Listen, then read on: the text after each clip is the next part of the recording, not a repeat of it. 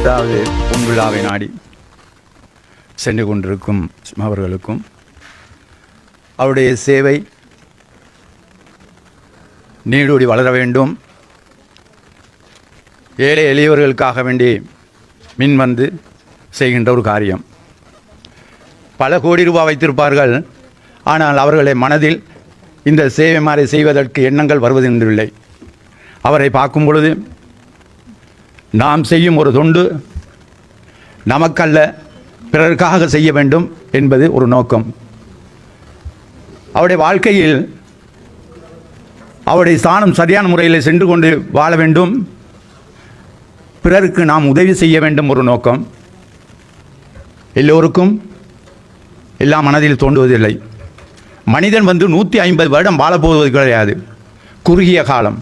இந்த காலத்திலே நமக்கு என்ன செய்ய முடியுமோ, பிறருக்கு என்ன உதவி செய்ய முடியுமோ அந்த உதவியை நாம் செய்ய முன்வர வேண்டும். அதற்கு மனம் வேண்டும்.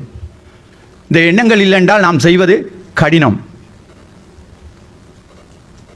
எந்த மதத்தில் இருந்தாலும் எல்லாத்தையும் ஒரு கீழ் எடுத்து அவர் செய்கின்றார். நிறைய அவர் வாழ வேண்டும். இந்த 50 வருடம் 100 வருடமாக ஆக வேண்டும். நான் படத்தில் பார்க்கும் பொழுது அவருடைய சேவையை பார்த்தேன். அப்போ தான் புரிந்தது இந்த அளவுக்கு இவர் செய்திருக்கின்றார். ஒரு பாராளுமன்ற மந்திரி வரும் பொழுது கூட்டங்கள் சொல்ல வேண்டிய அவசியமில்லை, திரண்டு வந்து நிற்பார்கள். காரணம், அவர் ஏதாவது செய்வார் என்றார். ஆனால் அவர் செய்ய போவது கிடையாது. இப்படிப்பட்ட எண்ணங்கள் உள்ளவர் மாத்திரம் தனியாக நின்று தான் சகல இதுகளும் அவர் செய்வார். அவரை எனக்கு ஒரு எண்ணம் வந்தது, எனது ஆலயத்துக்கு சென்று அவரை நான் கௌரவிக்க வேண்டும். காரணம் என்னவென்றால், இந்த மாதிரி தொன்று செய்வர்கள் மின்னுக்கு வருவது கிடையாது, அவர்களை நாம் போற்றுவதும் கிடையாது.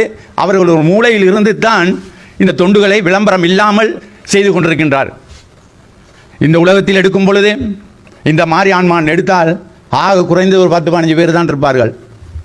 கோடிக்கணக்கில் பணத்தை வைத்து ஒழித்து வைத்திருக்கின்றார்கள். சேவை செய்வதற்கு வருவது கிடையாது, சேவை செய்வதும் கிடையாது. ஏழை எளிய மக்கள்கள் இன்று பார்த்தால் கஷ்டமான ஒரு சூழ்நிலை. சாப்பிடுவது கூட வசதி இல்லாமல் குடும்பங்கள் வாழ்ந்து கொண்டிருக்கின்றது. அந்த காலகட்டத்தில் இந்த மாதிரி ஒரு சேவை போகும் பொழுது நாம் அவரை கௌரவிக்க வேண்டும், பாராட்ட வேண்டும். எனக்கு என்னென்றால் இந்த விஷயம் தெரியவில்லை, தெரிந்தால் நான் ஒரு பொன்னாடை கொண்டு வந்து அவரை நான் கௌரவித்திருப்பேன்.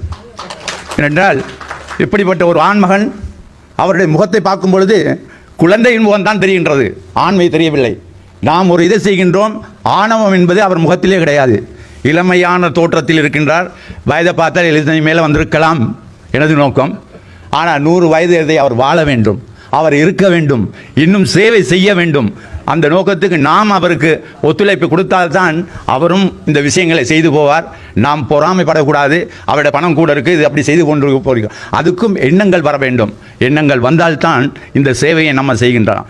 எது இருந்தாலும் கூட்டால் கூட அந்த கூட்டம் இல்லாமல் தனி மனிதனாக இருந்து தான் இந்த சேவை செய்கிற நேரம் அவருடைய எல்லா வல்ல இறைவனுடைய அருள் கிடைத்து 100 வருடம் அவர் வாழ எல்லா வல்ல இறைவனை நான் பிரார்த்திக்கின்றேன். நோய் நொடியின்றி தீர்க்காயுளாய் செல்வாக்க வாழ சகல வளங்களும் பெற்று நீடூழி வாழ்வாளாக எல்லா வல்ல இறைவன் எம்பெருமான் கதிர்வேலாய சுவாமி அருள் புரியட்டும் கூறி விடைபெறுகின்றேன். வணக்கம்.